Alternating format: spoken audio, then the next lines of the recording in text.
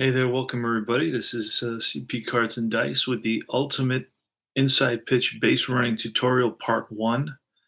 Now, this is a tutorial to top all tutorials ever in existence. And this is Tabletop Baseball TV. And I'm glad you're tuning in for this because I think you're going to get a lot out of it. Now, I'm dividing up IP or inside pitch base running into two main parts. Okay. The first part is all the hits that are labeled as S hits. Okay. That means basically through the infield, right? Ground ball through the infield, line drive through the infield. It's an S1, an S5, an S6, an S4, an S3. Not even sure if they have an S2. They may have an S2. Let me see now. There's no S2. Okay.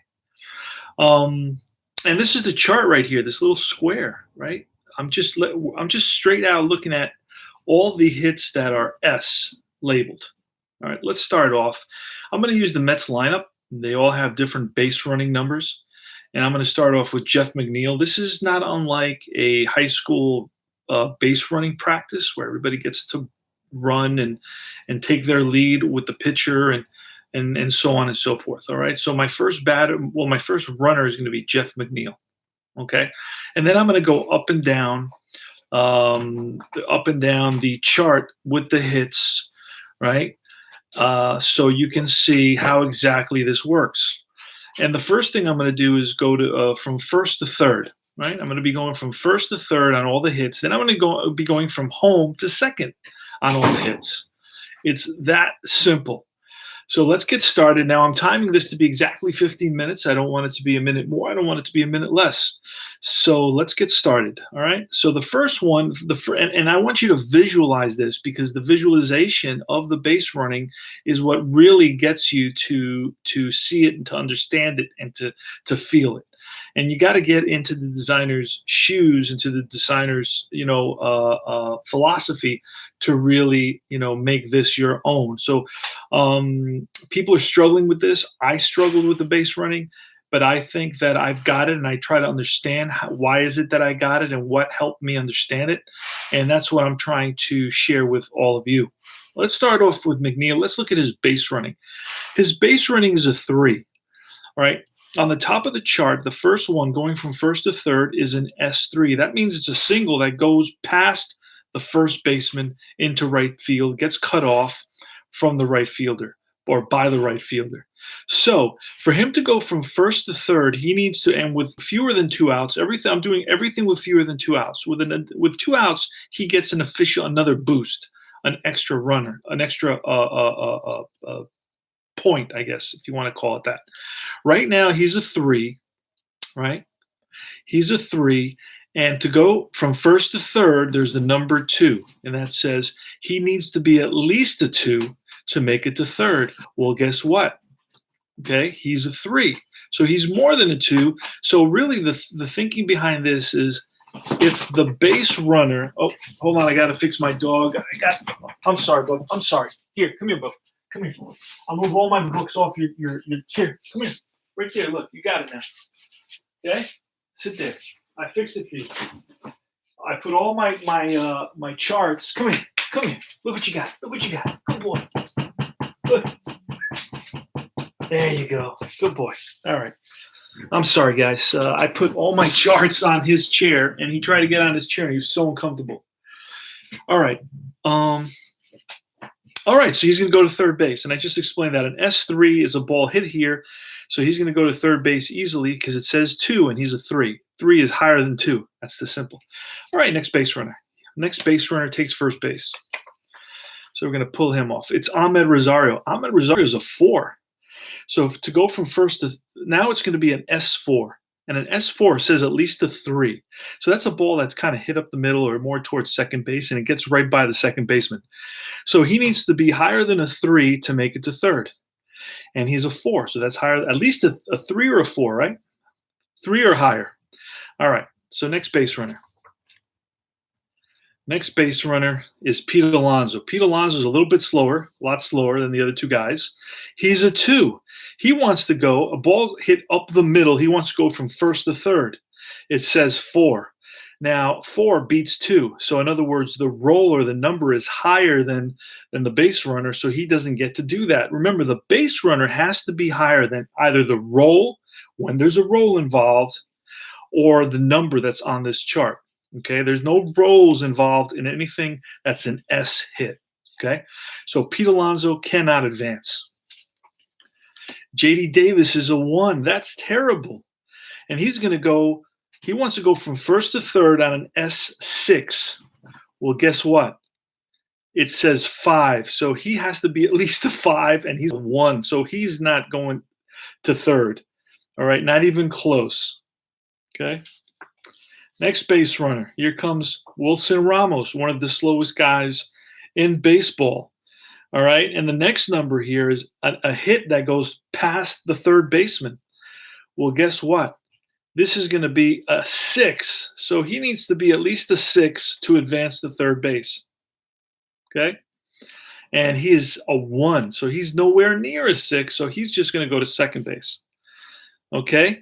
So let's do that. Let me see. We're going to do that one more time.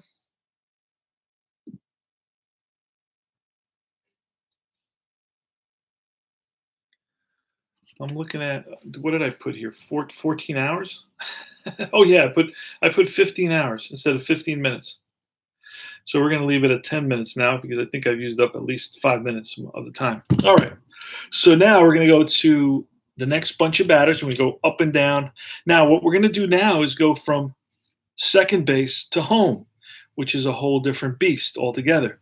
So at second base is going to be Michael Conforto. He's a base runner. And we're going to start from the top of the chart. An S3, that's a ball that's hit past the first baseman.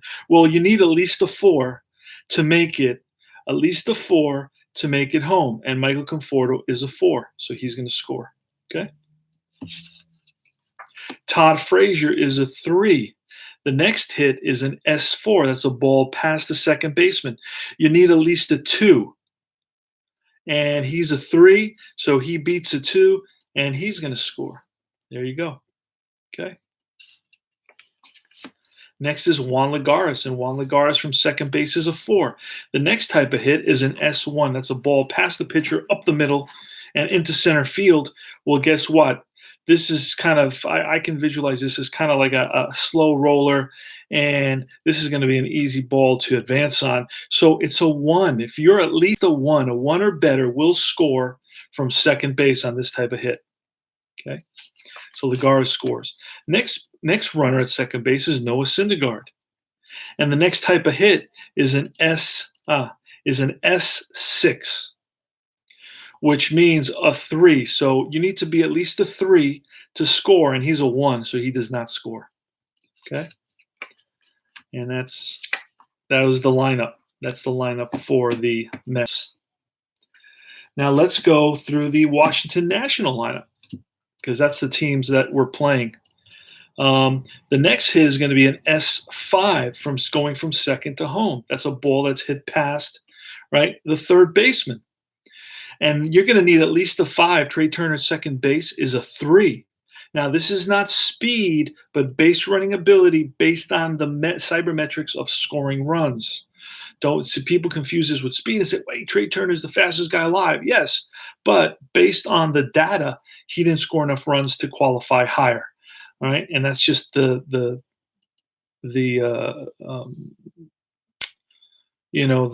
system. All right. That's the nature of the beast is what I was trying to think of. Okay, so there you go. So I went around. So let's go one more time, right? Because this is the ultimate base running. This is the ultimate base running tutorial. So with fewer than 2 outs, okay, we did the first round with fewer than 2 outs. Now we're going to go the first batter, the first runner, the second runner, or the first runner from first base now through the Washington National lineup is going to be Adam Eaton. Adam Eaton happens to be a five. the best that you can be. And we're going to start going from first to third. On a single past the first baseman, you got to be at least a 2. It says a 2, right? But with 2 outs, if we play this round with 2 outs, you're going to get a +1. So that 5 becomes a 6. So he's even faster now.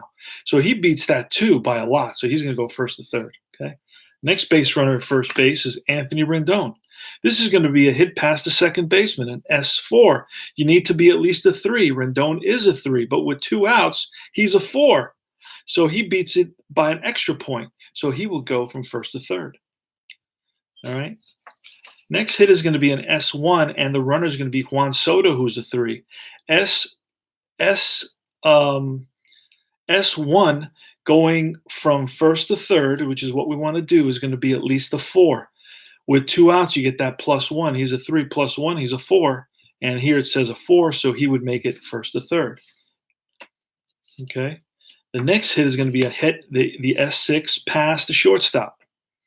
Okay. And that's going to be, you need to be at least a 5 now to go from first to third. Adams is a 1 +1 for being 2 outs. That's a 2. He does not make it. He'll only go to second. Okay, next player is Victor Robles. He's on at first base.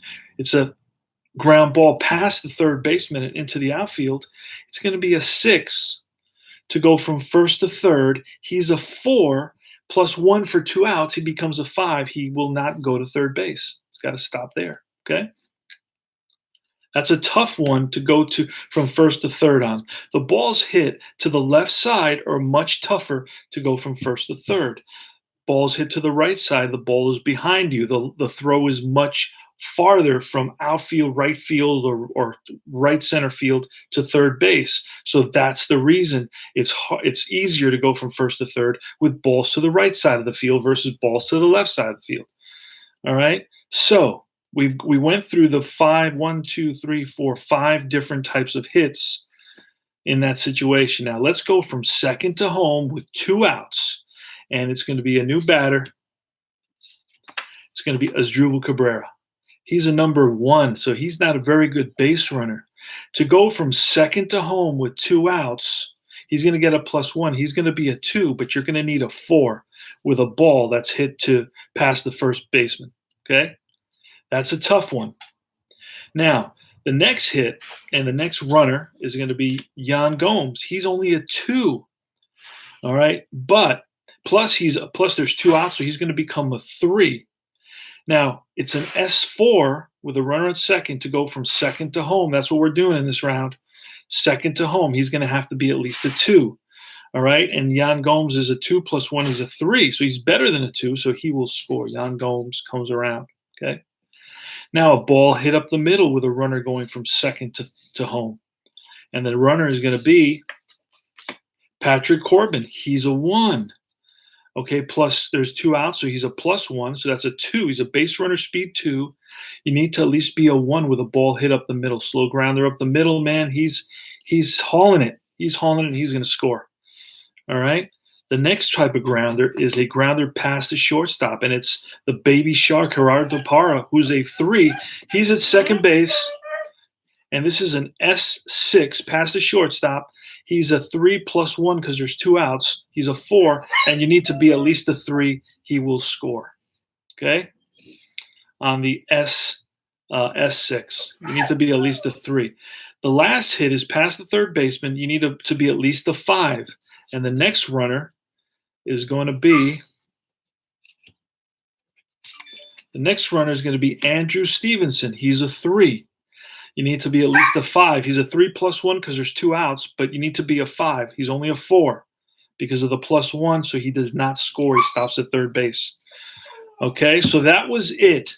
I ran through this 2 times, once with the Mets base runners, then with I'm going to open the door for the dog.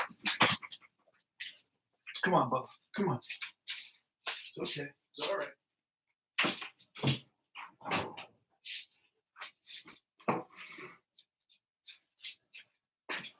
All right, so now I may have gone a little bit fast, right? But since I ran through it so many times and I gave you so many opportunities, you can play this back. Okay, you can play this back, and I think you'll get it. No, now I'm not doing any hits to the outfield because hits to the outfield require a different set of procedures, if you will.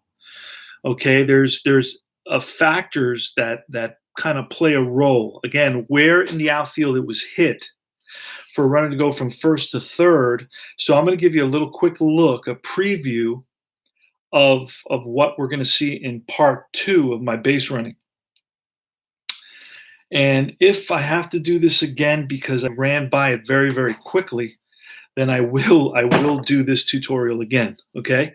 But in part two, you're going to see what it's like for a ball that's hit to the outfield, whether a single or a double.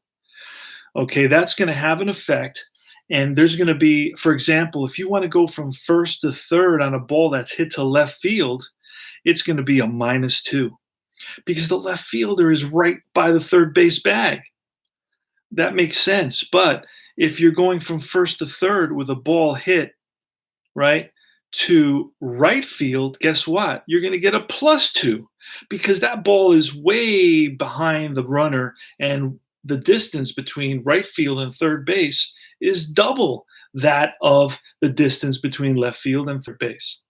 All right. So it makes sense. Just visualize the field, visualize where the ball is going and the throw that it will require and the distance that the throw will have to travel to get to the bag that it's going to. And it makes a lot of sense. Okay.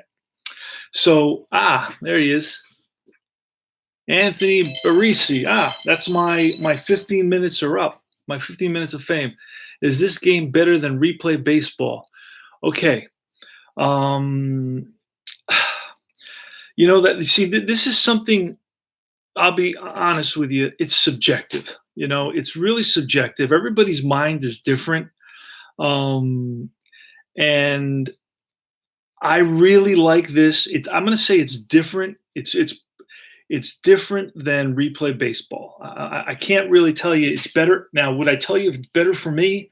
Probably it's better for me, but that doesn't mean it's better. That just means it's better for me. Okay. So I'm always apprehensive about saying, yeah, it's better because I know I'll tell you, you know, um, I am straightforward, and I'll tell you that certain games were created at a different time in history, and they're a little bit more. How did I say? Uh, to me, they're just more clunky. They haven't been modernized. Some of the today we deal a lot more with metrics and cybermetrics and just matrices, and it's just a lot. The modern games are a lot smoother because guys' brains are just more. I think they're more computerized, and they just manipulate numbers a little bit in different ways.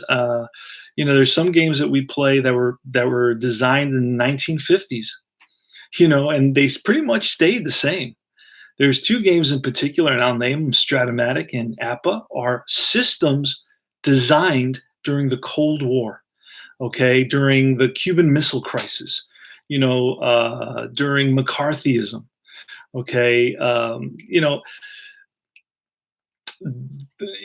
That's when they were designed. So, okay, you look at a machine that was designed 100 years ago, and then you look at a machine today. Look at a computer that was designed in the 50s. Right? I watched the 1971 movie called The Andromeda Strain the other day by Michael Crichton. He wrote it, and the computers are hilarious. They even had a touch screen in that movie, and I was like, what? Yeah, the thing was the size of my dresser, but it was a touch screen, and it was hilarious. It was a black screen with blinking green lights, and you were able to touch it, and something came up. So it was hilarious. But yeah, try to compare a computer that was built in 1950s to a computer that's built today. That's all I can tell you. All right. Now, doesn't mean it's a bad game. Doesn't mean you shouldn't play it. It's just the reality of it. Some games are Cold War games, and other games are modern games. That's all there is. Those are facts. That's not my opinion. Tutorial, good. Okay, good deal. Salvador says he's happy about it. All right, this is CP Cards and Dice. I did that tutorial. I don't want to make this really much longer. Replay Baseball is a fine game, and IP Baseball is a fun game as well. I probably play IP Baseball 3 times more or 4 times more than I play Replay Baseball. But I will do a tutorial on Replay Baseball in a little while. All right, I'm going to break it down to bare bones. I'm going to strip it down. But before that, I'm going to do part 2 of the base running IP with balls hit to the outfield. Okay, and write in the comments about, if I go too fast, or if you can replay it. Like when I use videos to learn stuff, I replay them 5 times. That's how I do it. And the more your brain sees it, the more your brain retains it. Okay. So you're not supposed to understand it the first time around. If you're one of those people, that's great. Congratulations. But most of us are not one of those people. We have to watch things or do things multiple times for it to become, second nature to us. So that's it. This CP Cards and Dice for tabletop baseball TV, and I hope you found the tutorial helpful.